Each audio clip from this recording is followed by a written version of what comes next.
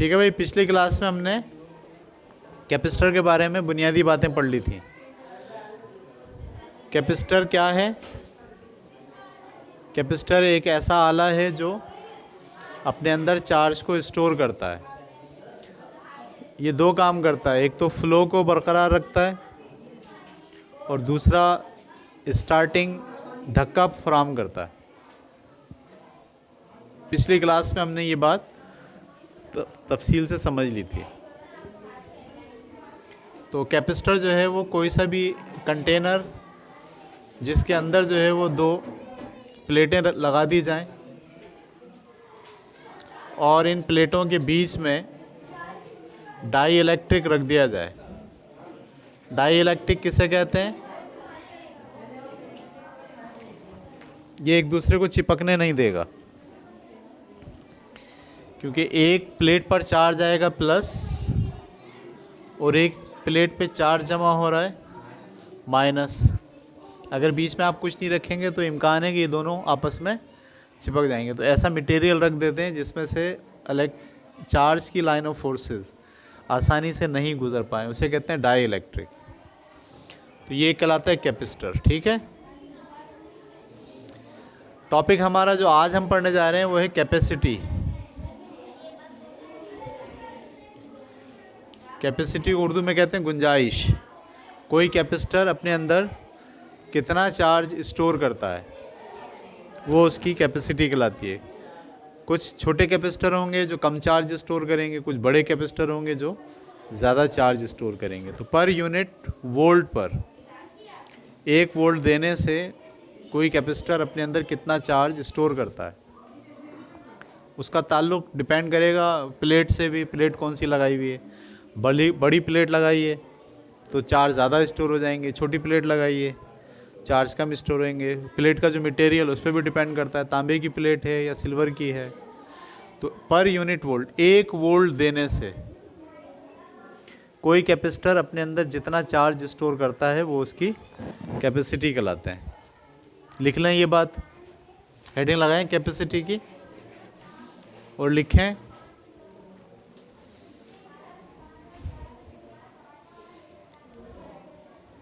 stored charge per unit volt is called capacity of a capacitor। 1 volt per unit volt पर कितना charge store करता है? सही है, पर यूनिट वोल्ट पर कितना चार्ज स्टोर करता है। Charge stored per unit volt is called capacity of capacitor.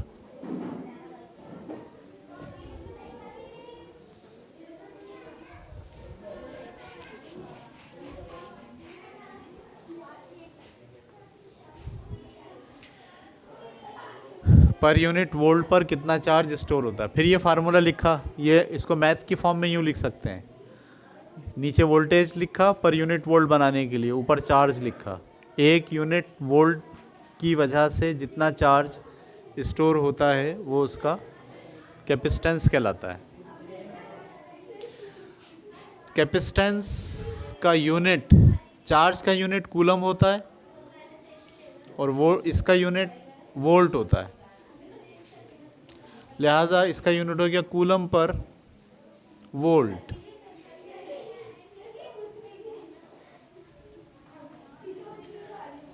Coulomb per volt.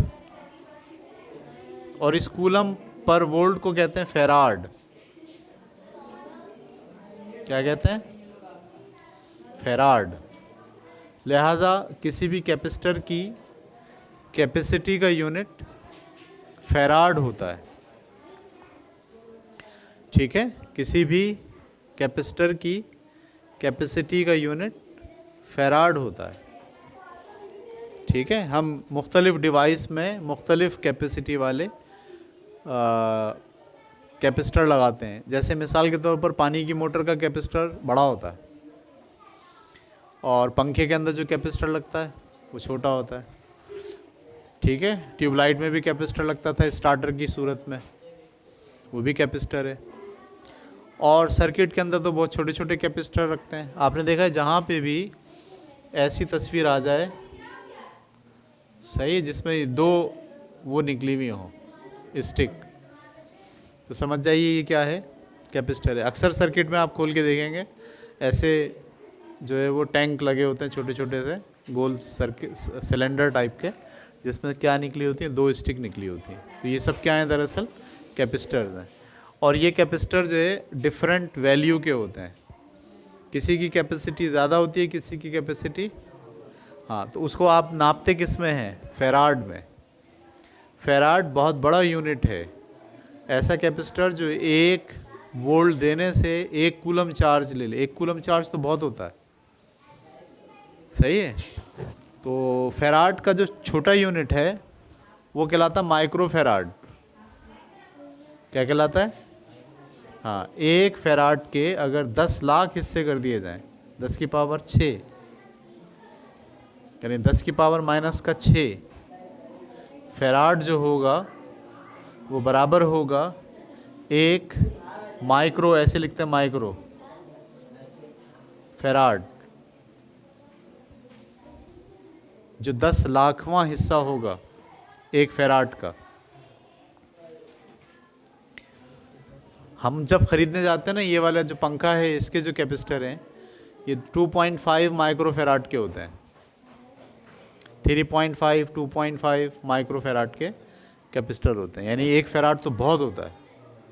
1 farad का तो कैपेसिटर पीएमटी पे लगा होगा, सही है। हमारी जो डिवाइसेस हैं उसमें 3 माइक्रो फेराड, 5 माइक्रो फेराड, बहुत ज़्यादा 10 माइक्रो फेराड, बस।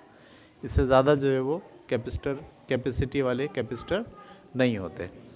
तो आपको याद रखने वाली बात यह है कि हर कैपेसिटर अपने अंदर चार्ज को स्टोर करता है। 1 यूनिट वोल्ट पर देने से वो जितना चार्ज स्टोर करेगा वो उसकी कैपेसिटी कहलाएगी। और कैपेसिटी का यूनिट क्या होता है, फेराड होता है। और फेराड एक बहुत बड़ा यूनिट है।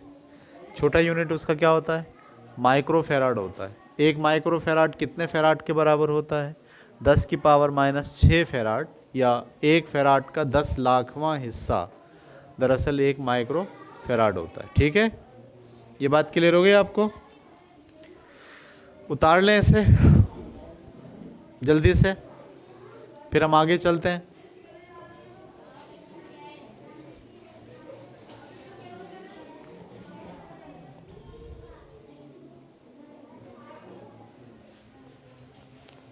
अगला टॉपिक हम पढ़ने जा रहे हैं कैपेसिटर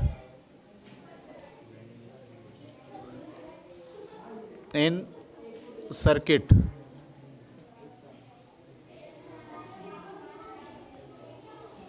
ये मिटा दो। कैपेसिटर इन सर्किट से क्या मुराद है? जब हम एक ही सर्किट में एक से ज़्यादा कैपेसिटर जोड़ते हैं, ठीक है, एक ही सर्किट में एक से ज़्यादा कैपेसिटर जोड़ते हैं, तो उसके नतीजे में सर्किट की कुल कैपेसिटी पर क्या असरात मुरतब होते हैं? समझ में आ रही बात कुछ कुछ या नहीं? एक सर्किट में ज़्यादा कैपेसिटर जोड़ने की क्या वजह हो सकती है? मिसाल के तौर पर आपने एक ही सर्किट के अंदर 8 बल्ब लगाए, जो एक बटन से आप चलाएंगे तो ऑन हो जाए, ठीक है। अभी जो 8 बल्ब आप लगा रहे हैं, इनको जो पीछे से बिजली आ रही है उसका फ़्लो एक जैसा मिलना ज़रूरी है। अगर एक जैसा नहीं मिलेगा तो क्या होगा, कोई ज़्यादा तेज़ जलेगा, कोई कम जलेगा। तो उसके फ़्लो को बरकरार रखने के लिए आपने क्या करा, उन बल्बों के साथ, हर बल्ब के साथ एक कैपेसिटर भी लगा दिया। तो बोल रहे हैं आप कैपेसिटर में एक से ज़्यादा, सर्किट में एक से ज़्यादा कैपेसिटर जुड़ गए, इसको हम बोल रहे हैं कैपेसिटर इन सर्किट। जब एक ही सर्किट में एक से ज़्यादा कैपेसिटर लगा दिए जाएं तो फिर कुछ जो टोटल कैपेसिटी होती है उस पर क्या असरात मुरतब होते हैं, ये हम पढ़ने जा रहे हैं। कैपेसिटर को इलेक्ट्रॉनिक्स की दुनिया में ऐसे दिखाया जाता है, सही है। ये इसकी जो है वो डायग्राम है। किसी सर्किट को आप स्टडी कर रहे हो, उसमें ये वाली तस्वीर बनी हुई हो, आप समझ जाइए ये क्या लगा हुआ है, कैपेसिटर लगा हुआ है। तो हमारे पास फ़र्ज़ करो एक बैटरी है 12 वोल्ट की, इस बैटरी से हमने 3 कैपेसिटर जोड़े ऐसे, एक कैपेसिटर की एक टांग को दूसरे कैपेसिटर की टांग से जोड़ा, दूसरे कैपेसिटर की टांग को तीसरे कैपेसिटर की टांग से जोड़ा, ये 3 कैपेसिटर जोड़ दिए और इसको लाके आखिर में किस में जोड़ दिया, ठीक है। जब कैपेसिटर को ऐसा जोड़ा जाए कि एक कैपेसिटर की एक टांग दूसरे कैपेसिटर की दूसरी टांग, अब ये तो डायग्राम में ऐसा है, वैसे जो कैपेसिटर थे वो ऐसे थे ना, एक कैपेसिटर की ये वाली 2 टांगें हैं, फिर एक कैपेसिटर की ये वाली 2 टांगें हैं, ठीक है, और एक कैपेसिटर की ये वाली 2 टांगें हैं। अब हमने इसको ऐसे जोड़ा, इसकी एक टांग को इसकी एक टांग से जोड़ दिया, इसकी एक टांग से इसकी एक टांग से जोड़ दिया, और इसकी एक टांग को लाके कहाँ से जोड़ दिया, बैटरी से जोड़ दिया। समझ में आ रही बात आपको? ये ऐसे है, ये इसकी डायग्राम है और ये असल में इस तरह से जुड़े हुए हैं, ठीक है। तो एक तरीक़ा तो कैपेसिटर को जोड़ने का ये होता है, और एक तरीक़ा कैपेसिटर को जोड़ने का ये होता है कि आप तीनों कैपेसिटर को ऐसे रखते हैं, ये इसकी 2-2 टांगें हैं, सब टांगों को एक वायर से जोड़ देते हैं, और यहाँ पर सब टांगों को एक वायर से जोड़ देते हैं, और उसको लाके किससे जोड़ देते हैं, बैटरी से जोड़ देते हैं। इसमें क्या फ़र्क है? इसमें हर टांग बैटरी से नहीं जुड़ी हुई, इसकी ये वाली टांग तो कैपेसिटर की दूसरे वाली टांग से जुड़ी हुई है, लेकिन इसमें आप देखें हर टांग बैटरी से जुड़ी हुई है। ये किससे जुड़ी हुई है, बैटरी से। ये किससे जुड़ी हुई है, बैटरी से। ये किससे जुड़ी हुई है, बैटरी से। ये किससे जुड़ी हुई है, बैटरी से। तो सर्किट में ऐसे भी आप कैपेसिटर जोड़ते हैं और सर्किट में ऐसे भी आप कैपेसिटर जोड़ते हैं। ऐसे जोड़ों को कहते हैं सीरीज़ में जुड़े हुए हैं। क्या कहते हैं, कैपेसिटर सीरीज़ में जुड़े हुए हैं। और ऐसे जोड़ने को बोलते हैं पैरेलल जुड़े हुए हैं।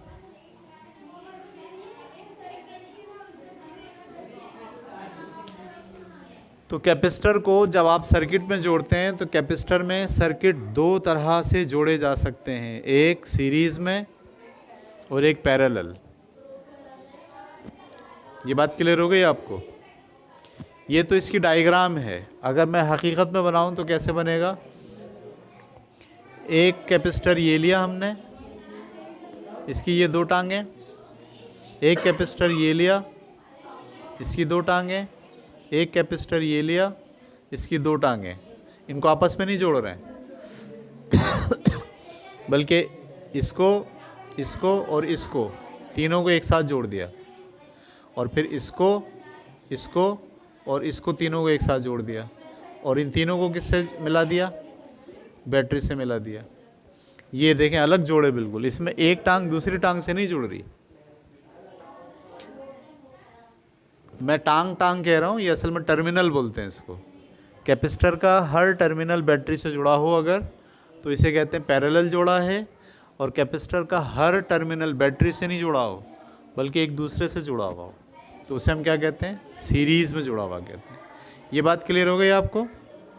हम पढ़ेंगे, दोनों सर्किट को स्टडी करेंगे। पहले हम स्टडी कर रहे हैं सीरीज़ वाले सर्किट को।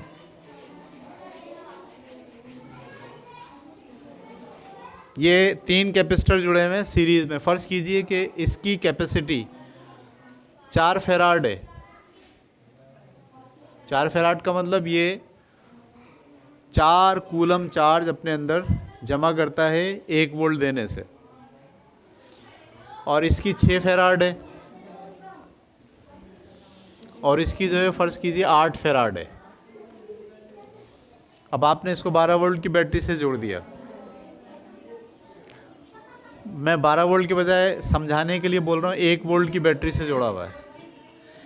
इसको 1 वोल्ट देने से ये कितना स्टोर करता है, 4 फेराड। इसको 1 वोल्ट देने से कितना स्टोर करता है, इसको 1 वोल्ट देने से कितना। तो अगर आप इसको 1 वोल्ट की बैटरी से जोड़ेंगे तो आपके ख़्याल में इस पूरे सर्किट में कितना चार्ज स्टोर होना चाहिए, आपके ख़्याल में कितना होना चाहिए चार्ज स्टोर? 18। 8 और 6 14, 14 और 4 18। सही है। यानी सर्किट की कुल कैपेसिटी इनफरादी कैपेसिटर्स की कैपेसिटी के मजमूए के बराबर होगी। आप कह रहे हो ये कॉमन सेंस यही कह रहा है ना, अकल यही कह रही है या नहीं, है ना। लेकिन हम इसको मैथ के ज़रिए हल करेंगे और पता चलाएंगे कि या जो अकल हमारी कह रही है ये सही है या मैथ सही है। ये बहुत इम्पॉर्टेंट जो है वो फेनोमेना है। इलेक्ट्रॉनिक्स की दुनिया में इस तरह के फेनोमेना को एक्सेप्ट करना ज़रूरी है। सही है कि आप जो सोच रहे हो वो कुछ और है और मैथ जो कह रहा है वो कुछ और है। बज़ाहिर साफ नज़र आ रहा है कि ये हमने 3 कैपेसिटर लगाए और इसको हमने वोल्टेज दिए, तो पूरे सर्किट के अंदर जो टोटल कैपेसिटी होनी चाहिए वो इनके मजमूए के बराबर होनी चाहिए। लेकिन ऐसा नहीं होता। देखें कैसे, ये जो वोल्टेज आप देते हैं ना, ये वोल्टेज इनमें डिस्ट्रीब्यूट हो जाते हैं। क्या हो जाते हैं, क्या मतलब, इस पे पहुंचता है कुछ वोल्ट V1, इस पे पहुंचता है V2, इस पे पहुंचता है V3। इसकी कैपेसिटी C है, इसको C1 से ज़ाहिर कर रहे हैं। इसकी कैपेसिटी C है, इसको C2 से ज़ाहिर कर रहे हैं। इसकी कैपेसिटी C3 से ज़ाहिर कर रहे हैं। समझ में आई बात। तो जो वोल्ट आपने दिए वो वोल्ट डिस्ट्रीब्यूट हो गए, थोड़े इस पे चले गए, थोड़े इस पे चले गए, थोड़े इस पर चले गए, जिसकी वजह से इस पे कुछ चार्ज जमा हुआ, इस पे कुछ चार्ज जमा हुआ, इस पे कुछ चार्ज जमा हुआ। सही है। तो अगर हम कहें कि इस पे जो चार्ज जमा हो रहा है वो Q1 है, इस पे जो चार्ज जमा हो रहा है वो Q2 है, और इस पे जो चार्ज जमा हो रहा है वो Q3 है। तो देखिए हम जानते हैं कि जो कैपेसिटी होती है वो बराबर होती है किसके, Q/V के। अभी पढ़ कर आए आप, ठीक है ना। तो अगर वोल्टेज V1 होगा, वोल्टेज क्या होगा, V1 होगा, बल्कि आप इसको यहाँ से लेके चलें,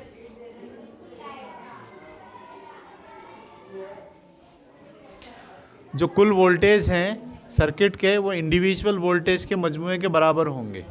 ये बात समझ में आ गई। जो आपने वोल्टेज दिए थे, थोड़े इस पे गए, थोड़े इस पे गए, थोड़े इस पे गए, वापस तीनों को जमा करेंगे क्या बन जाएगा। और हम जानते हैं कि V को मैं अगर यहाँ ले आऊँ और C को यहाँ ले आऊँ, तो V मैंने ऐसे लिखा, इसकी जगह क्या लिख सकते हैं, V1 है तो V1/C1 क्या होगा, V1 की जगह क्या लिखेंगे, Q/C1। इसकी जगह क्या लिखेंगे, Q2/C2। और इसकी जगह क्या लिखेंगे, Q3/C3। इसमें से कॉमन क्या निकल रहा है, Q निकाल लीजिए। तो क्या बचा, 1/C1 + 1/C2 + 1/C3 into V। ये Q मल्टीप्लाई कर रहा है, वहाँ जाकर क्या करेगा, V divided by Q is equal to 1/C1 + 1/C2 + 1/C3। और ये V/Q किसके बराबर है, आप जानते हैं Q/V किसके बराबर होता है, C के। ठीक है। तो हम जानते हैं कि अगर C बराबर है Q/V के, इसको पलट दें, अगर V/Q कर दें तो ये क्या हो जाएगा, 1/C। इसका मतलब V/Q किसके बराबर है, 1/C के। तो हमारे पास फार्मूला आ गया फाइनल, 1/C बराबर है किसके, 1/C1 प्लस का 1/C2 प्लस का 1/C3। ये बात बहुत अजीब बात है ये वाली, कि सर्किट की जो कुल कैपेसिटी है वो इंडिविजुअल कैपेसिटी के रेसिप्रोकल के बराबर है। क्या मतलब वो रेसिप्रोकल के बराबर, देखिए हमने पहले वाला जो था वो कितना रखा था, 4, 6 और 8, और हमारा ख्याल था कि ये मिलके कितने हो जाएंगे, 18। लेकिन ये मैथ कह रहा है कि नहीं, कुल कैपेसिटी का रेसिप्रोकल इंडिविजुअल कैपेसिटी के रेसिप्रोकल के बराबर होता है मजमूए के। इसका मतलब है यहाँ क्या लिखना पड़ेगा, 1/4 प्लस का 1/6 प्लस का 1/8। इसको ज़रा मैं जमा करके देखूँ, 1/4 प्लस 1/6 प्लस 1/8, सही है। तीनों किस टेबल में आते हैं, 24। 4 के टेबल में 24 कब आता है, 6 पे। 6 के टेबल में 24 कब आता है, 4 पे। और 8 के टेबल में 24 कब आता है, 3 पे। ये बन गया 13/24। 13 इसको पलट दें कि 1/c दरअसल किसके बराबर आ गया, 13/24 के। इसको पलटेंगे तो 24/13 और लगभग जवाब आएगा 1.9। तो सी टोटल कितना निकला, ये अजीब बात है। सर्किट की कुल कैपेसिटी 18 नहीं है, बल्कि सर्किट की कुल कैपेसिटी 1.9 है। ठीक है, ये इंपॉर्टेंट तरीन बात है। ये फेनोमेना आपको हज़म करना आना चाहिए, इसलिए कि इलेक्ट्रॉनिक्स की दुनिया में ये वाली बात बहुत होती है कि आप अंडरस्टैंड करते हो कि ये होगा, प्रिडिक्ट करते हो, आपका जहन लॉजिकली कहता है कि ऐसा होना चाहिए, लेकिन ऐसा नहीं होता। अभी हमारा जहन क्या कह रहा था कि अगर ये कैपेसिटर 3 लगा दें तो सर्किट के अंदर टोटल कितना चार्ज स्टोर होना चाहिए, 18। लेकिन मैथमेटिक्स कह रहा है कि इसके अंदर टोटल चार्ज 18 स्टोर नहीं होगा, बल्कि कितना स्टोर होगा। कैसे, इसलिए कि ये लॉजिक कह रही है कि सर्किट की जो कुल कैपेसिटी है वो, उसका जो रेसिप्रोकल है वो इंडिविजुअल सर्किट की कैपेसिटी के रेसिप्रोकल के मजमूए के बराबर है। यानी जो जवाब आएगा वो किसी एक सबसे कम कैपेसिटी से भी कम होगा। तो जब भी किसी कैपेसिटर्स को सीरीज़ में जोड़ा जाता है तो सर्किट की कुल कैपेसिटी इंडिविजुअल कैपेसिटर की कैपेसिटी से भी कम हो जाती है। सर्किट के कुल चार्ज स्टोर करने की सलाहियत एक सिंगल कैपेसिटर के चार्ज स्टोर करने की सलाहियत से भी कम हो जाती है। कब, जब कैपेसिटर्स को सीरीज़ में जोड़ा जाता है। ये है पूरी बात।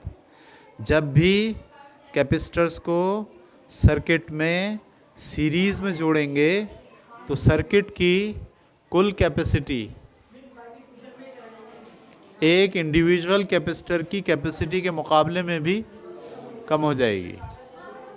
ये हमने कहाँ जोड़ा है, सीरीज़ में। हम कल की क्लास में देखेंगे अगर पैरेलल जोड़ें तो क्या होता है। ठीक है, उतार लीजिए।